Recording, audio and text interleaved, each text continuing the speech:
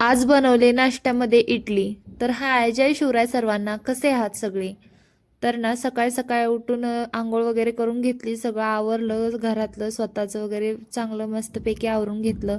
आणि जो बॅकग्राऊंडला आवाज येतोय ना तो त्याकडे दुर्लक्ष करा, कारण सकाळपासून सोसायटीमध्ये काहीतरी काम चालू आहे त्यामुळे आवाज येतोय सारखा.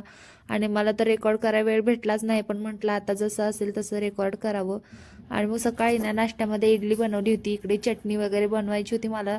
आणि दोघंच असतो त्यामुळे जास्त काही लागत नाही, थोडंसंच करते मी, कारण डबल पण सरकार खात नाहीत, कारण त्यांना नाश्त्याला इडली केली की एक वेळ नाहीतर दुपारी तेवढं खातात, पण सारखं सारखं त्यांना नको असतं.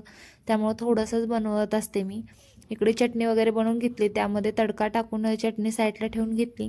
आणि इकडे मी ना इडलीसाठी रात्री पीठ भिजत ठेवलं होतं.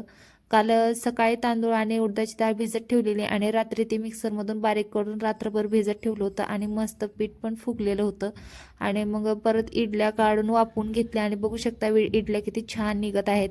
आणि चिकटल्या पण नाहीत खाली आणि एकदम मस्त खुसखुशीत अशा झाल्या होत्या मऊसूद. सरकारांना पण खूप आवडल्या त्या.